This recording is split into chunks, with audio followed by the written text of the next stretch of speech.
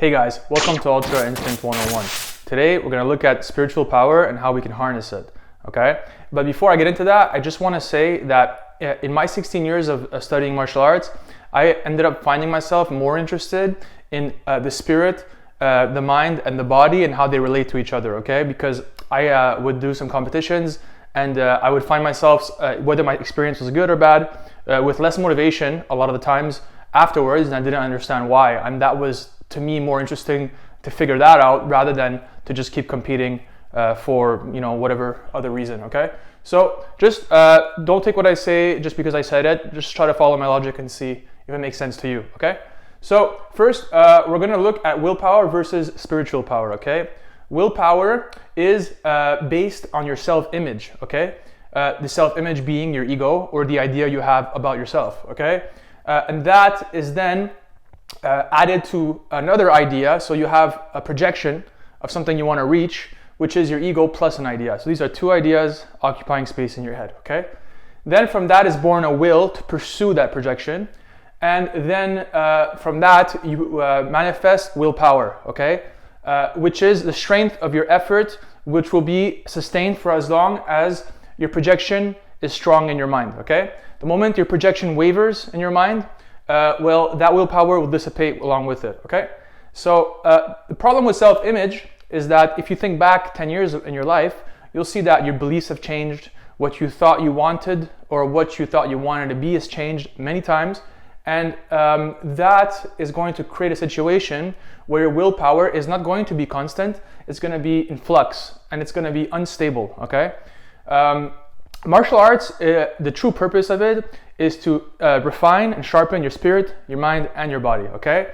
And that's the real purpose. It's not to pursue a projection, okay? Because like I just said, a projection in itself is unstable because you change what you want and what you believe over a time period, okay? So this is you, which is the soul, which is associated to a certain amount of spiritual power right over here, okay? Then you have the mind and the body, the mind being right in between both the soul and the body, okay? And the mind is where your ego lives, okay? It's an idea you have about yourself, okay? Also, it's where you do complex calculations, and it's where your five senses, your brain, send signals to your soul, which is where you sense the energetic presence of these five senses, okay? But in martial arts, the mind primarily gets in the way, okay? And here's just a little thought experiment for you. If you think about the idea of a courageous person or somebody who meets a dangerous situation with courage, this is a person who's able to face danger without being overwhelmed by it, okay? But if the mind is full, if you have a strong mind, it means that your mind is currently preoccupied with things such as fear, doubt, uncertainty, maybe anger, but these are all destabilizing and unclear forces that are creating chaos in your brain. But the thing is that when you want to deal with a dangerous situation, best thing is to have an empty mind so that you can deal with what's in front of you.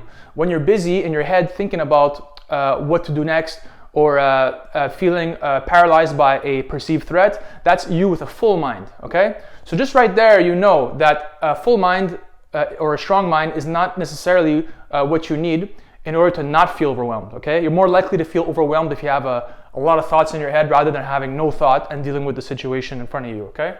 So that's the nature of willpower. You need to be fixated to the projection very strongly for the entire duration in order to maintain this willpower, okay? And a lot of the times, once you do achieve the thing that you wanted to achieve, you find out it's not what you thought it was, and then right there, your ego, or I mean your willpower just dissipates.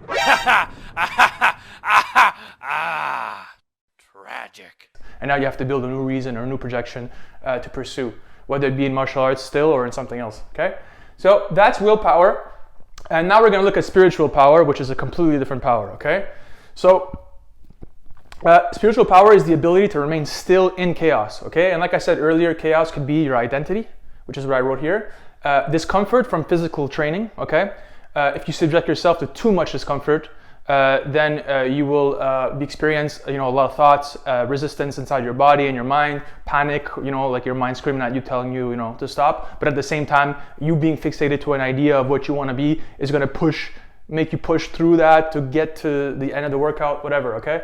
So this is how chaos can present itself in the form of an energetic presence in your body, okay? And then you have threats, which is, let's say instead of sparring with people that you trust and just kind of slowly building your fighting ability in a peaceful way, in a state of instability, slowly working towards having a higher fight ability. Maybe you'll put yourself against some complete stranger that you don't know when you're not ready, and now you're facing a threat that you inside yourself know intuitively you're not ready for, but because you're fixated to a projection, now you've put yourself in a situation where you feel a lot of chaos, okay? And then you have identity, which is, like I said earlier, your self-image, which can be attacked by other people in martial arts. For example, professional fighters like to draw a picture of their opponent in the public and then to try to assassinate it, or to insult and stuff like that. So that's a form of destabilization or chaos that occurs prior to even the fight at the beginning. So, but these all come in the form of thoughts, okay, and in your head, okay, and then through perception, right? So then basically the stillness that's where it comes in. So stillness is the ability to have no thought or to have no interest in the thoughts that pop in your head, okay? But this can only be reasonably done through exposing yourself to increments of chaos slowly, so that you slowly begin to build your spiritual power that can basically face more and more chaotic situations, but without experiencing an instability inside, okay? So this is done through a careful process, right? So you should be more identifying yourself with a stabilizing force, which is what you are, okay? When you're tired, you go to sleep, right? That's a stabilizing force. When you're hungry, you eat. That's a stabilizing force. When you train, ideally, you give yourself what you can handle, okay? Because the body, at any given time, has a certain amount of vital force, okay? And if you weren't busy in your head and you were just to work out and be with your body, you would sense your vital force and what you have for that day, okay? And it's always a limited state. Okay, maybe you haven't worked out in a while, or maybe you have been working out, but you still have a certain amount that you can handle at any given time, okay? But there's always that latent potential, which is what we're trying to develop, okay? So the best way to develop that is to get this thing out of the way, okay? So that you can be in harmony with your body. You don't need your mind when you're working out at all, okay? It's just there as an obstruction. A lot of the times I find my students, they get frustrated because they're attempting to complete a technique, but they aren't getting it exactly right, and then frustration occurs, right, in the mind, and then they try harder, okay? But trying harder isn't going to help you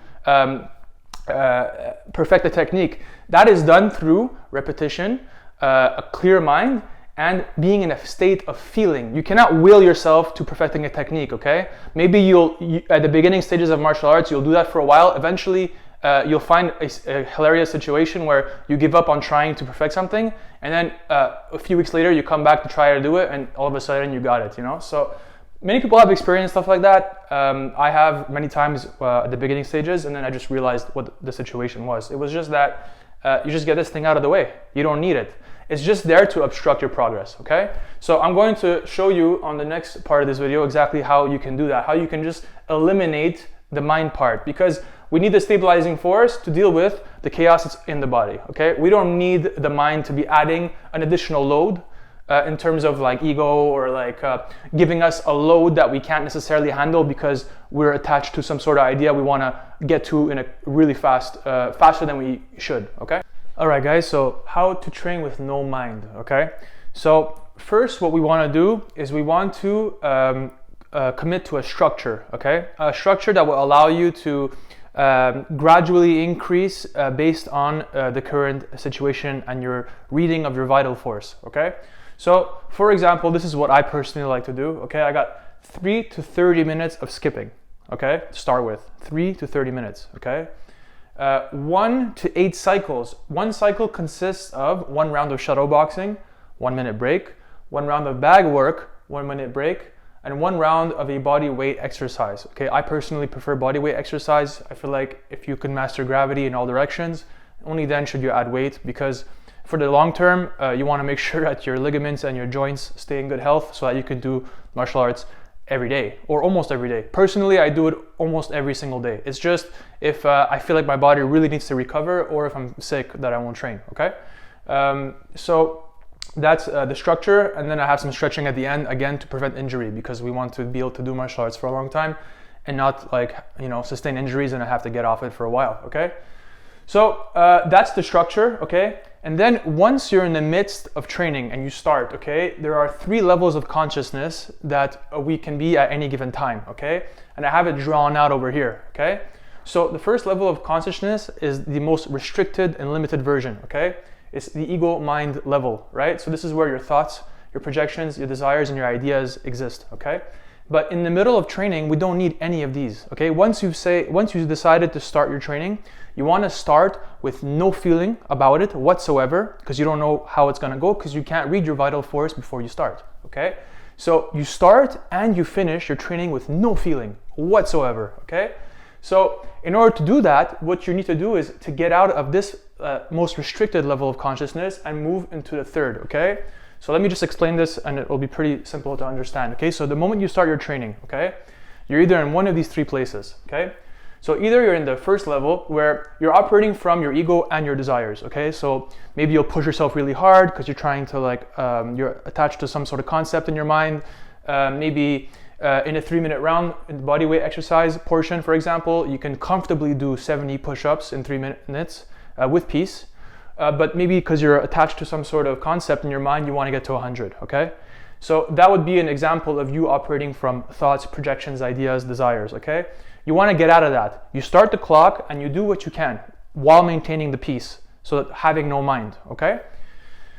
This would be you detaching yourself from the first level of consciousness up until the third, okay? Second level of consciousness is you observing your ego and desires, because they will still come. Those thoughts will come, those desires, you'll be able to see them, but you can look at them from a detached place where you see them a little bit from far. As you're training, you see them coming, but you don't necessarily respond. But this level of consciousness here is still observing this, your personality and your desires, still with some interest, okay? You still secretly are trying to get to a certain number, let's say, right? Part of you is like, yeah, whatever, I don't care. But the other part of you is secretly trying to get to a certain number. And a great indicator of knowing whether this is happening or not is, let's say there's 30 seconds left in the round, and instead of continuing with the piece, you go and you try to squeeze in as many as you can in those last 30 seconds. Not to say that that's a bad thing. It's just that you need to be very, very astute about analyzing how your mind plays tricks on you, because that would be one sneaky way that it kind of gets a leg up on you and keeps you in the restricted level of consciousness, okay? We want to be in the third level of consciousness where you're observing your ego and your desires, your thoughts, and everything popping up in your head, but from a detached place with no interest in them at all, okay? They come, they entertain you for a sec, and then you just pull yourself out of it. You don't care. You know it's just there to sabotage you, okay? Because once you're in the third level of consciousness, as you're training, you have the most power available to you at any given time, because the mind is not siphoning energy away from your vital force, okay? Your stabilizing power of the spirit is going to be only with the body, and it's not going to be any of it going to be feeding the mind, entertaining its ideas or thoughts, or allowing it to sabotage you here, right? So like that, you can finish your training with no feeling, like I said earlier, okay? So another great way to know what level of consciousness you're currently operating from as you're training is the level of intention you sense. If you sense that as you're training, there's this strong intention in your mind or in your head, that's a very easy way to know where you're at in terms of here, okay? When I say peace, you need to have peace as you're training, I mean no intention. I mean absolutely none. You already have your structure there for you. There's nothing to think about. You just go through the motions. You start with the skipping, you see how you feel, maybe you're controlling your breathing, there's a bit of discomfort in your calves, whatever. You keep going, and at some point you say, okay, the last time I trained, I did about 8 minutes and I felt fine, there was nothing, let me try doing 9, okay, or 10, and let's see if I can maintain that. And the next day you check, how you feel. Oh, I don't feel much, next time you can maybe do a little more. Keep in mind though that your vital force is based on a few other factors like your sleep, what food you've been eating, and also just if you're sick or not or something, or maybe there's an illness or some kind of cold you're catching and you didn't catch on to that yet, and maybe through this training you'll be like, hey, I have a little less energy today, it doesn't really make sense, I slept good, I ate well, so maybe I'm getting sick or something, let me just be a little careful with that, okay? So that's how it works, okay? Your intention, 0. And when your intention is at 0 place, at a place of no mind, your available power will be at its highest, okay? It's kind of like a paradox in the sense of like, this guy here, the ego, wants to have a lot of power, okay? But the thing is that the stronger your intention is, the more power is being drawn into your mind, burning in your head, which is not being available to you when you're in this first level of consciousness. But if you're in the third level of consciousness, all that extra power is available to you. And again, the irony is that since you have no interest, you don't really care, but it's there available to you. And it makes a beautiful training session because you're going to go in there, mind's going to try to like, you know, sabotage you or something. You're going to completely ignore it the entire time. You're going to feel peace the entire training session. And you're just going to be there with your vital force, okay? If you get caught up here, you're out of touch a little bit with your vital force. This thing here is going to pull you into a projection, and maybe it's going to push you to do something you shouldn't be doing or going beyond your current limitation. And that would imply that you're not there to know what's going on with your body or how your vital force is reading. Only once you're done the round and you're feeling completely exhausted, now you're like, whoa, like that was hard. And then your mind's going to start telling you like, shit, like maybe I'll take more than a minute to recover or something, you know, because that was really hard. And then now all of a sudden you're off your harmony with your training, okay? So that's how you train with no mind, okay? I know it's like, it sounds really complicated and stuff, but this is gonna bring you so much peace and so much power, you know? And here's a little thought exercise. Sometimes I'm training with my students and we're doing a little bit of sparring, and you know, I tell them, you know, don't ever stop moving, because sometimes they stop moving and they're just staring, and I pretend to run like as a joke, because I'm just letting them know that I know they're planning something in their head when they do that, okay? Because it's just obvious to me that their intention is very high, okay? So maybe try to think about this more like a meditative exercise than some effort or task you need to complete, okay? And that might help you a lot, okay? So like when you're training, don't be in your eyes and focused on the bag, you know? Just be in a meditative state. Like don't even be where your eyes are, okay? You see through your eyes, but you're not there. You're everywhere else, okay? Just feeling what's going on and doing your round, and like that you have a reference point the next times with the structure to know where you're at, you know? Like this you can gauge really what your potential is coming and where you're at the current moment, you know? So anyways, I know it was a bit long-winded. I'm a long-winded kind of person when it comes to explaining things. I just have this knowledge here that I'm trying to get out, but it comes through my brain, and my brain's a little bit, you know, all over the place when it comes to explaining these kind of things, okay? So anyways, if that was helpful and you enjoyed this content, you know, like, subscribe, and whatever. I'll see you guys next time. Some choices to make a mad ruckus to bring them, just hooked on it. Dark bodies who want it. I don't know